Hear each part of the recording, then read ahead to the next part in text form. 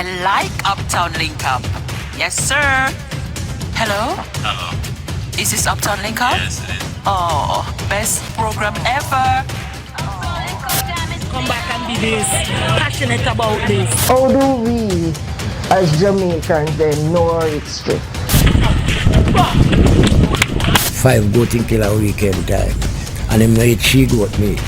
And remember the elderly that make this possible that everyone, because without the senior. Who start to dig the post hole when light decides to come in. You never have no sidewalk and you have the bank inside.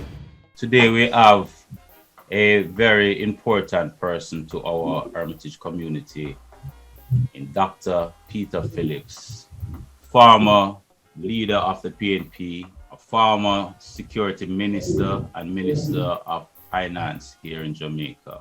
We are speaking to Dr. Peter Phillips here on the Uptown Link Up Show. Welcome, Dr. Phillips. Thank you very much. It's a privilege to be with you and with your viewers and listeners. Thank you. We want to speak about our community, Hermitage. As you know, Hermitage is in a little corner, and a lot of people, when they hear of the name Hermitage, they think somewhere up in the hills there where they have the Hermitage Dam.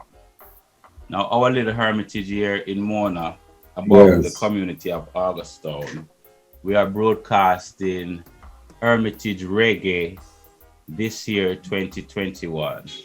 And so we are trying to speak to the stalwarts that passed through our community and also lived there.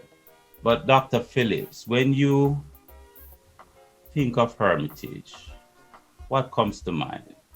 It's interesting that you asked that question because one of the things that comes to mind is where you define the community, and that is a big question in many respects for Jamaica. I have lived in my time at Escarpment Road, which is the main road in what is generally known as the main community of Hermitage. I have lived down the hill at Manley Avenue, which people would probably mostly think of as Augustown, but is really on the border or is part of the same community. I have lived on Bryce Hill Road, further down the hill, and I have lived further up the hill at Peyton Place, which all of which you can say, for me at least in my head, along with places like Princess Alice Drive, was all part of the same community. Though I don't think everybody in those places think of themselves as part of the same community, or at least in that time that I am talking about. I don't think everybody thought of themselves as being part of the same community. But what comes to mind for me is a community of hardworking people committed to supporting each other, committed to doing for their families and having people step up in life, their children step up in life. That's what comes to mind in my experience of it. And you have spent quite a lot of time then in the surrounding areas. Could you tell us a little bit about that? Well, I went to UWI as an undergraduate, left from JC to go to UWI, 1967. It was a time of great social debate and dialogue, great upheaval that was going on in Jamaica. We started at that time to have a lot of discussion. Even though we were in class, we started to move about the community. And a group of us kind of started going down to Augustown, down to Bedward Crescent, where we had some brethren, and just moving around.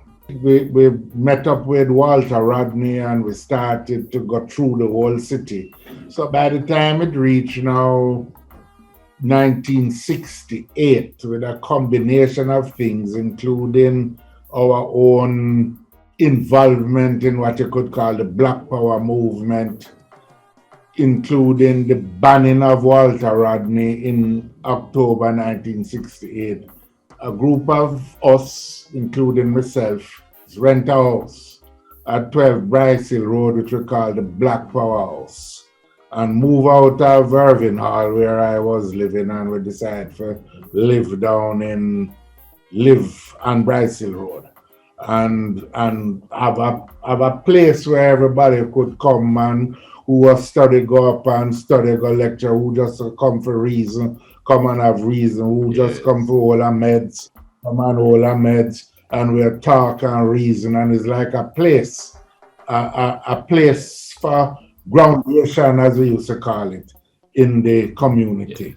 And that was my first involvement in the community. Then gradually kind of moved to all of these different residences, was living with my first wife, who was part of the thing. So we move and get a room down the road, Bryce Hill, further down Bryce Hill Road, in a yard down there for a while. And I can say it was probably a full exposure to the heart and soul, the nitty-gritty of Jamaican life for me. You must have remember some of the people who you surround yourself with, especially here in the Hermitage community. Can you remember at this time, after retiring from politics and so many years pass, can you remember any names that you associated yourself with in the Hermitage community? Well, we'd have some brethren, some dread from down in Bedward Crescent, Thunder, Ribs, further up the road in that time there. Well, you'd have a big sound system named King Patrick used to play in the whole community at that time, which was a time, I mean, part of the cultural explosion that really defined Jamaica in those times was the whole sound system movement with King Tubby's and all of the music systems that were going around. You had so up the road, a number of us, you'd have Jerry Small, who was living in Peyton Place too, at a point in time. Yeah. You had down at Princess Alice Drive, you had Rupert Lewis, who professor at UW, was living at Princess Alice Drive in that period. You had a next brethren who was in 12 Tribe with me named Daryl Croskill, who is now in England. And you have a whole heap of youth. You had Errol Campbell, who played tennis. Don't know if you know him, come from the community. And a whole heap of people. Some unfortunately have passed on, you know, in the times, but it was a time of great edification, great education, deepened understanding of the country, and a great search for solutions to the community's problems and to Jamaica's problems. That, in a sense, but you have to remember, in this period, we are 18, 19, and 20, and them kind of age, we're youth, even though we thought we knew more things than we actually knew. Yes. but we were really youth. Humphrey Bryan, who I believe is in the States now, and I had a couple of sisters, Humphrey, Vivian, there's another sister, Sonia, I believe her name was. A whole heap of people and whole heap of times pass. What position did you play in the 12 tribe? You know, was a senior person there, or just, you know, bouncing around in that 12 tribe? I wouldn't say I was a senior person. I mean, I was part of the group that it started out as a branch of Ethiopian World Federation. Yes. Charter 15, it was called. A group of us, and then it evolved into 12 tribe. I was among the first set of members, and I guess to that extent influential. But to understand the history of that period, as I said, we went to UWI, we started some reading and things, and we were, it was a society that was in crisis. Yes. There was a tune around in 68, so Everything Crash was the name of the tune, which basically summarized the sense of the country's situation at the time. And so all progressive minded people were in a sense thinking of what was a way forward and having a big dialogue and discussion. Everybody from people who were in the trade union movement, some were more politically minded at the time. People like Trevor Monroe had just come back from studies. They was trying to set up a thing named Workers' Liberation League. You had people who were out in the country searching, people like D.K. Duncan, Speed Bertram, a lot of people who was having reasoning. And we were part of that effort to think through things. Then, as I said, Walter Rodney came up to UWI as a lecturer.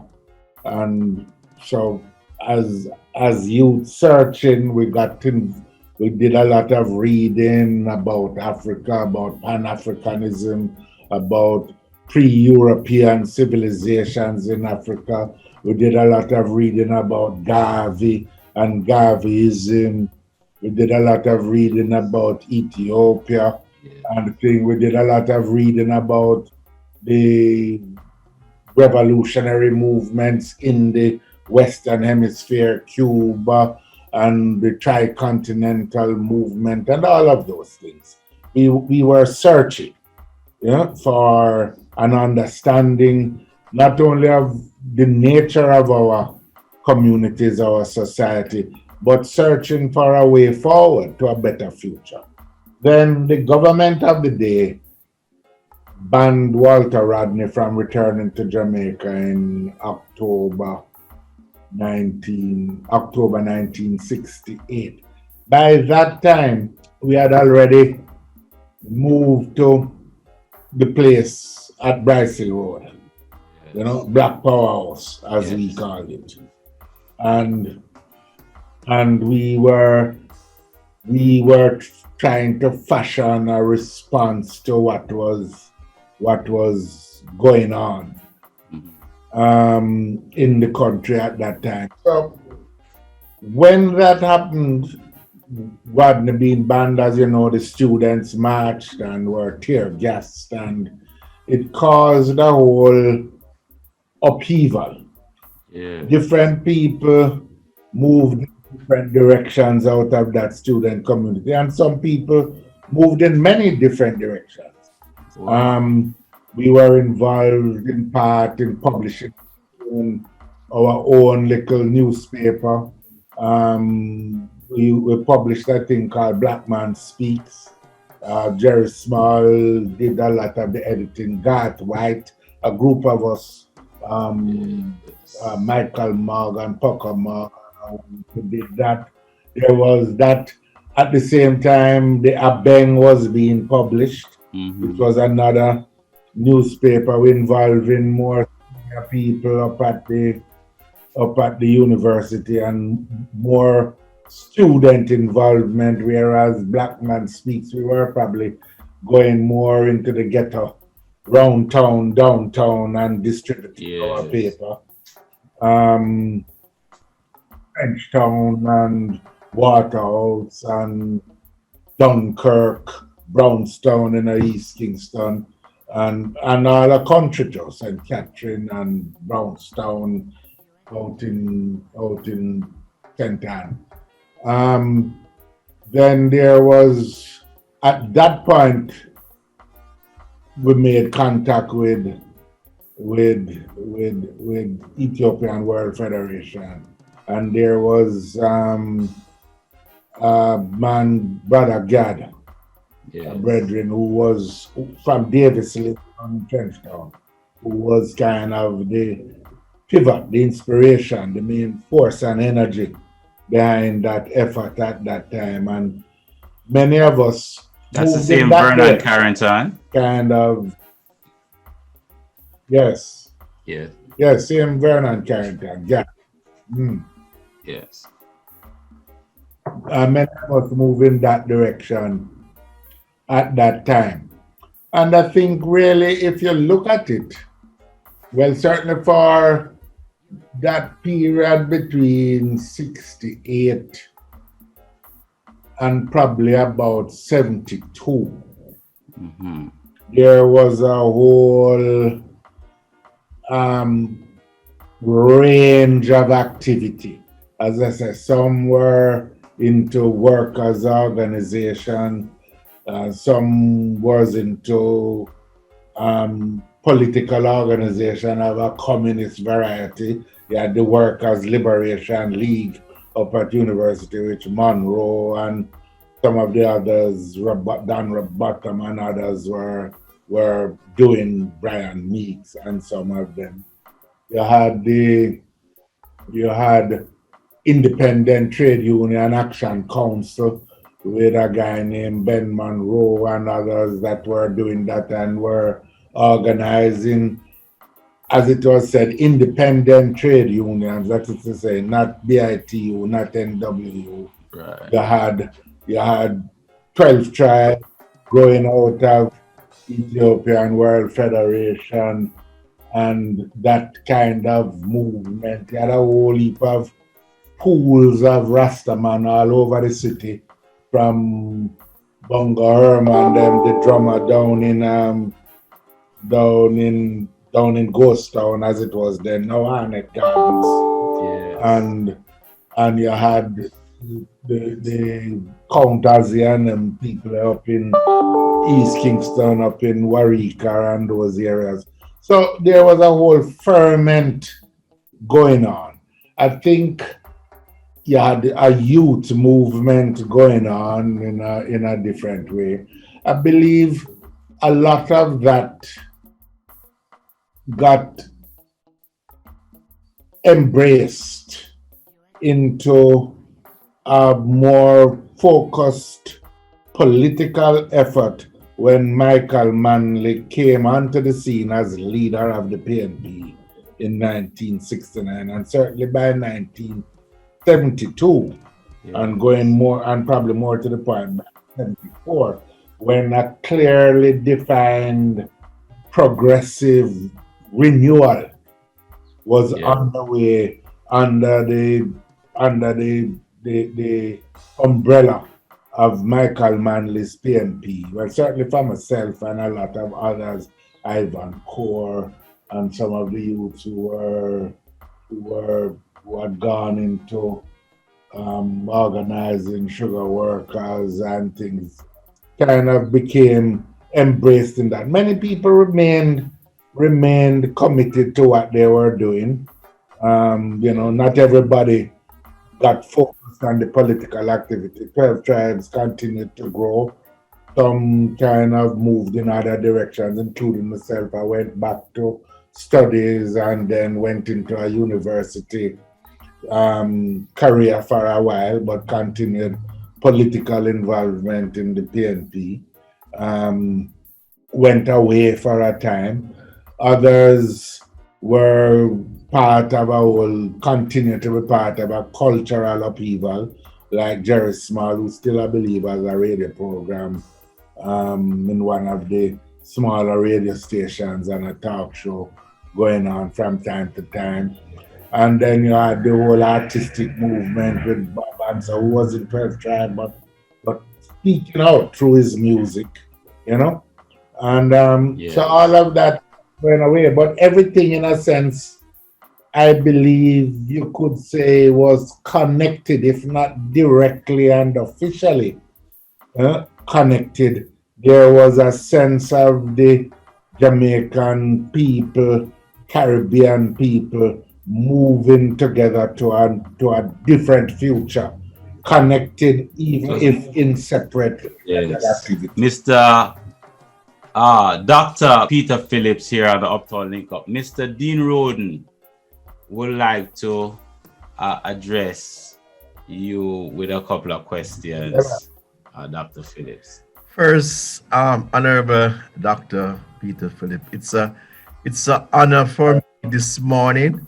I want to touch the roof. Being an ambassador, Scout ambassador for the past 30 years, a member of the Fletcher, and I'm talking, when you're going international and telling people, who grew up in your community that you knew personally, and now for me to be interviewing you, I mean, for me, presently, it's a high point of my life. I am now a part of the global diaspora, and the world will be seeing this. And I'm giving back to my community, Hermitage. And, I could remember as a child, I don't know if you were a part of the one that used to come back, Sangy Davis, that used to sell the lunch, the box lunch. Right. I used to live right next. I used to live next to a Sangy. So I was one little guy that used to cook the thing, and I think play a weak guitar. Yes, and I just want to ask you now. Yeah. You're supposed to. How do you feel with all those members? Sangy Davis. Can you name the people who becomes very famous? Bob Marley. Because as a youth, seeing all of you guys leaving university, it was just simple, like a regular. You was a normal resident coming down to buy lunch with all these famous people. And how do you feel now, knowing all these people becomes world famous both in music and you are a part of them? Well, I more just look at it at how talented the Jamaican people generally are.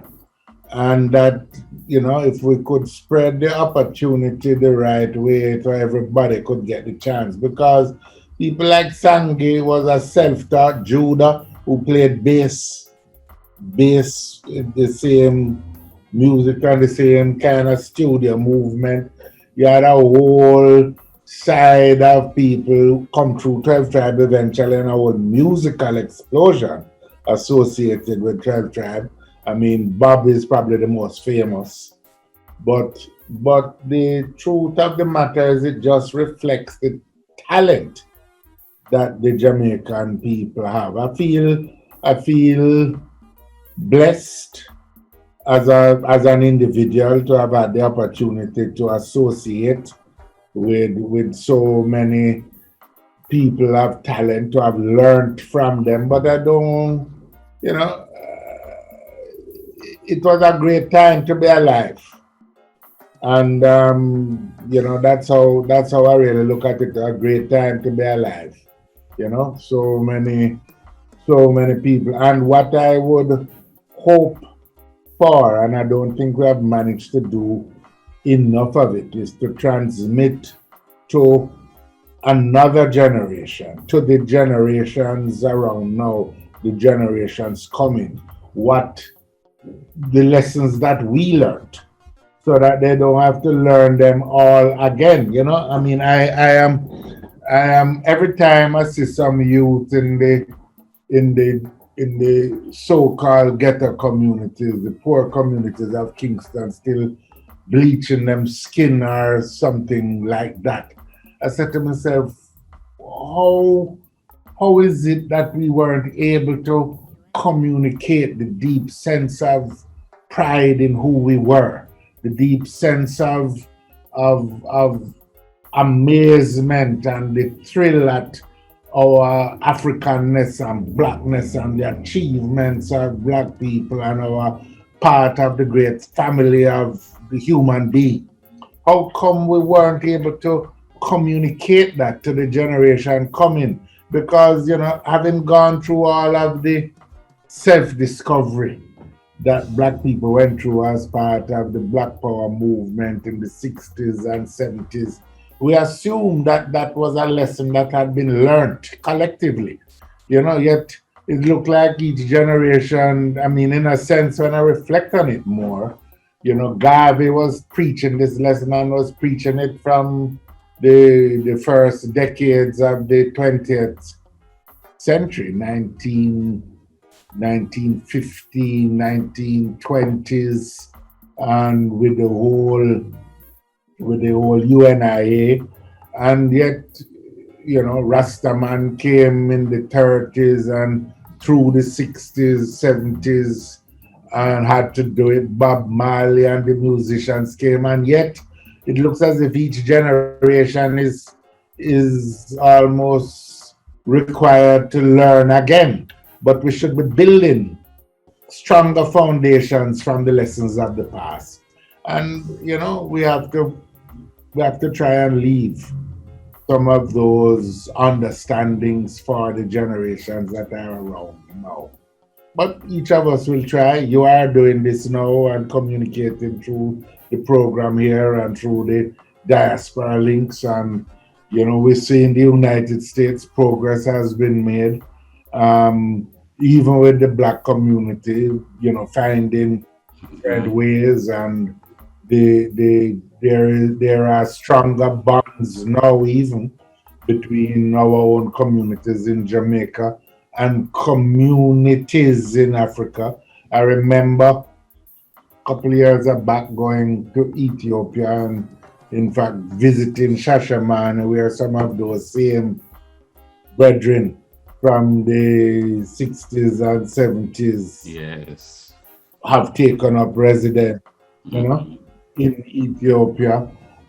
You have communities in Ghana too. I haven't visited them, but you have Jamaicans in Ghana who have established themselves and doing the things there. So I guess it might take longer than we thought it was going to take, but there's no doubt in my mind that the course of history is flowing in the right direction. It has to be a continuous educational scheme to educate the youth, keep educating the youth. We also have Ms. Hermitage join us, and Mr. Donovan Longmore would love to ask you a couple as well. Mr. Longmore. Yes, sir. Thank you much. Yeah. Good afternoon to you, Dr. Phillips. Nice seeing you again after you came to Connecticut and I did an interview with you. You touch on a very important point. Me being a media personality, you touch on a point with the history of artists, from Hermitage. Hermitage seems to be a melting pot for producing great artists in the reggae industry. From your experience and knowledge, what is it that you think that's causing the younger generation? Because you say it has to be passed on.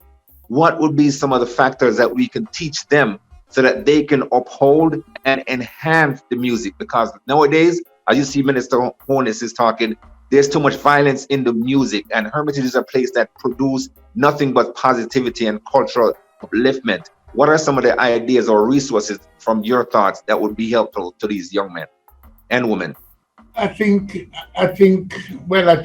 touched it. I think it's really just getting them to understand the history, to understand where they're coming from. I mean, it's like, I would imagine that you have a lot of the youngsters in the area, Hermitage, Augustown, but who don't know very much about Bedward, the struggles of Bedward in that period, for example, against the colonial authorities of the past.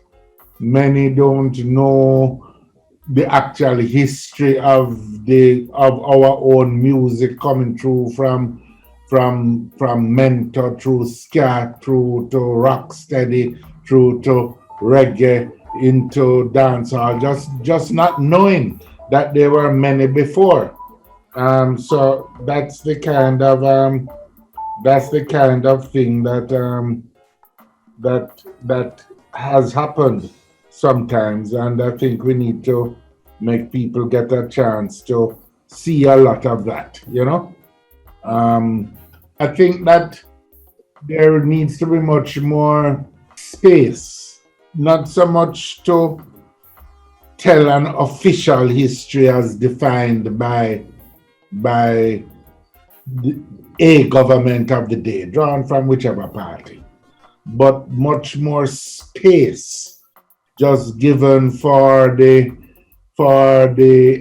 those experienced of the past, the people who did music, who performed the music, the musicians who came up and are now moving on, to record their memories and to share those memories from in the school. You know, I keep saying, for example, that is an amazing thing that a country like ours, who has made our mark on the world through music, yet I don't think that there are many of our schools that even teach the history of our music to the children in the schools.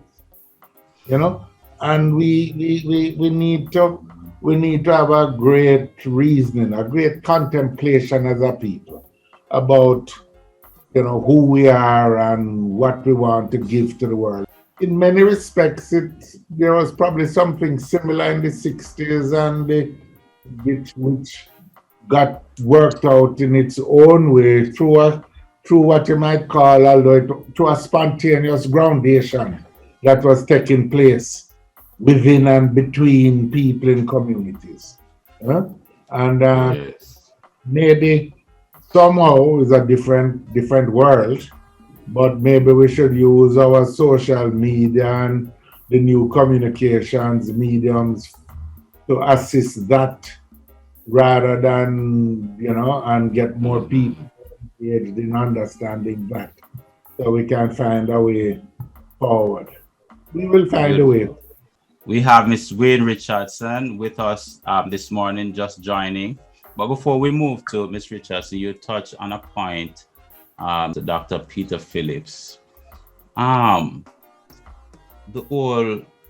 whole thing about our leaders assuming the responsibility of the people and the country to change the way how things had been done. When you were in power, did you feel that whole aroma of responsibility to change the constitution of Jamaica so we can have things flow the way how you're seeing it, that we needed things to be flowing now? Well, yes and no. In the sense that, yeah, you know,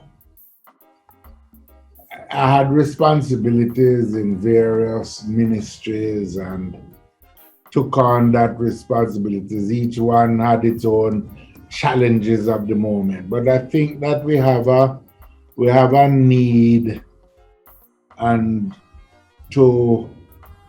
which is bigger than the separate ministries, to look at just the general direction in which we're moving as a country and as a people. And if I am to be honest, I don't think that either I or in our recent political undertakings we have focused on that enough. But time is still around. As I said, I don't think it is obviously a political task. But you know, one of the things about that late 60s and even coming into the the period of Michael Manley's thing that I spoke about. That Michael did a lot, but that movement never started with him. That movement was a thing that started with the people, almost spontaneously, and I think that there is scope Yes. for the popular will to express itself in the search for a better future. Beautiful. Miss Richardson? Good afternoon.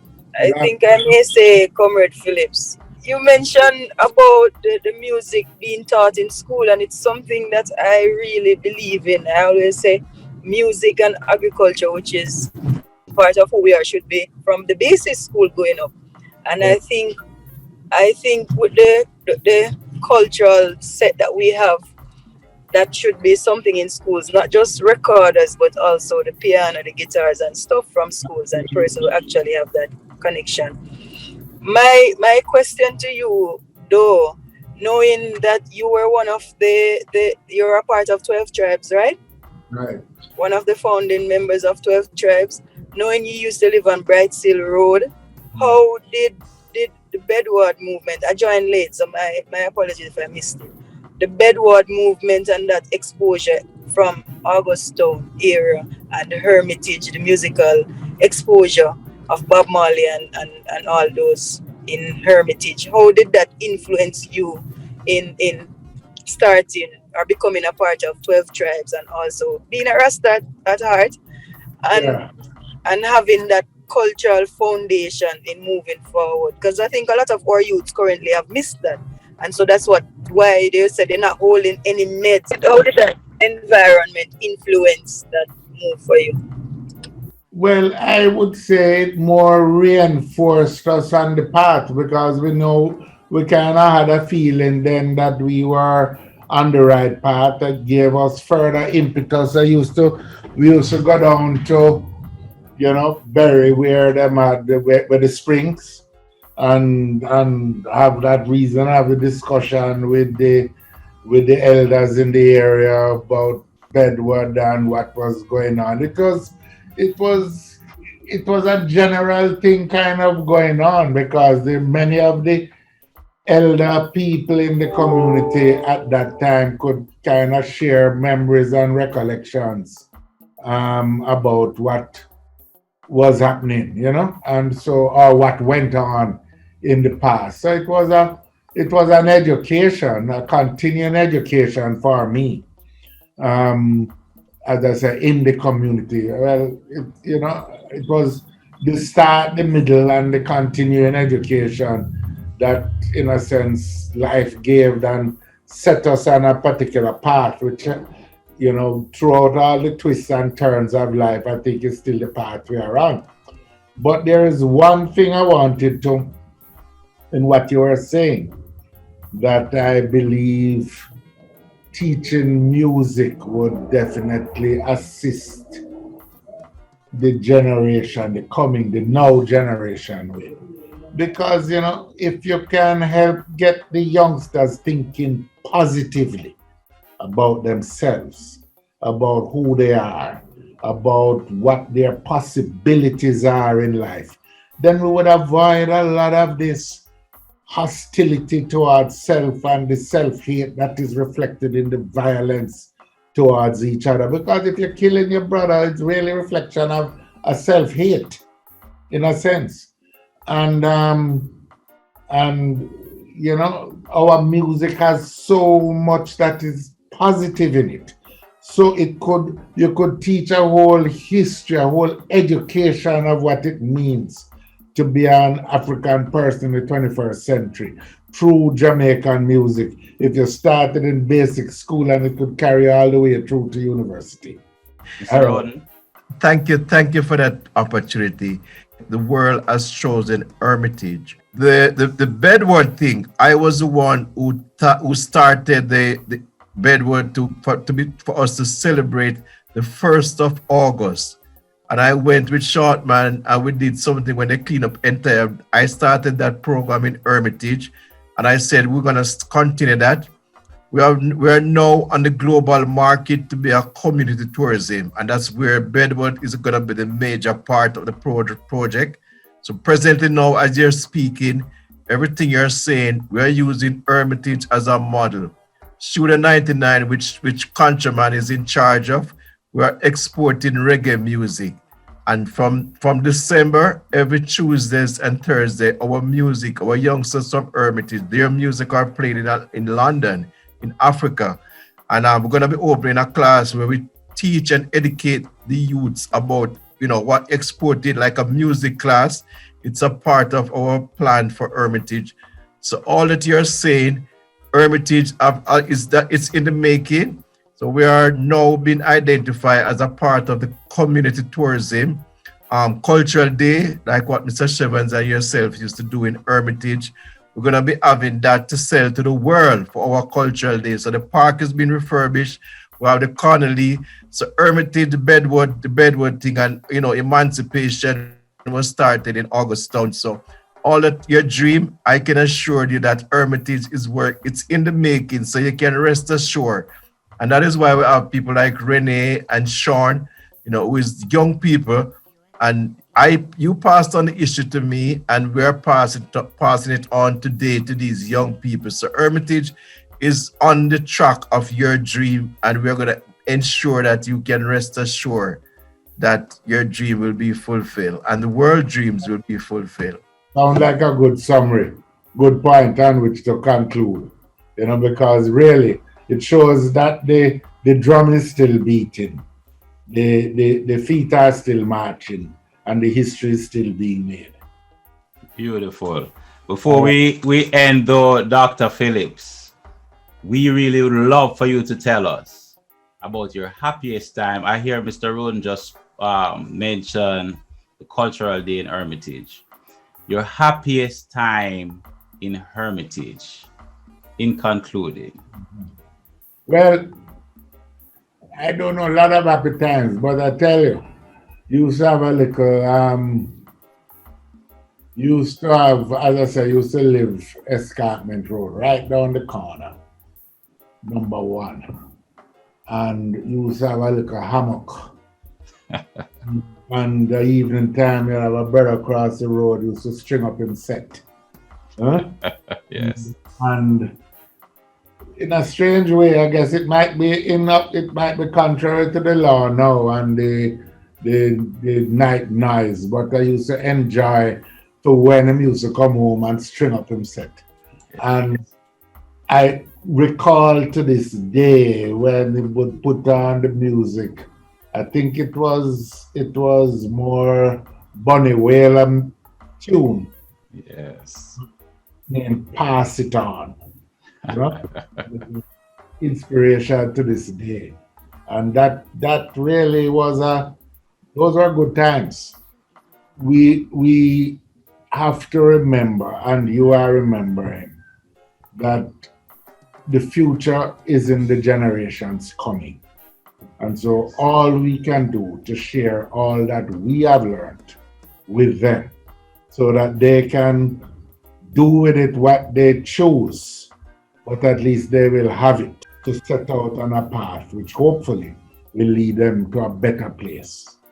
Thank you, Dr. Phillips. As he said it, there is a pathway that we could use as an example for the youths today, for them to be focusing in a more positive way. Dr. Peter Phillips has shared his time here in the community, not just Hermitage, but also the adjacent communities around us and the university. And I have to say, thank you again, Dr. Phillips, for being on the Uptown Link Up show. All right. Well, thanks. Respect.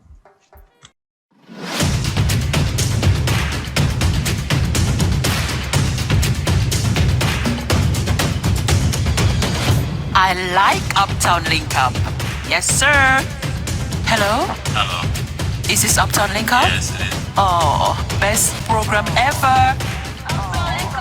Come back and be this, passionate about this. How do we, as Jamaicans, then know our history? 5 goat in killer weekend time. and him no eat she goat meat. And remember the elderly that make this possible that everyone, because without the senior. Who start to dig the post hole when light decides to come in. You never have no sidewalk and you have to bank inside.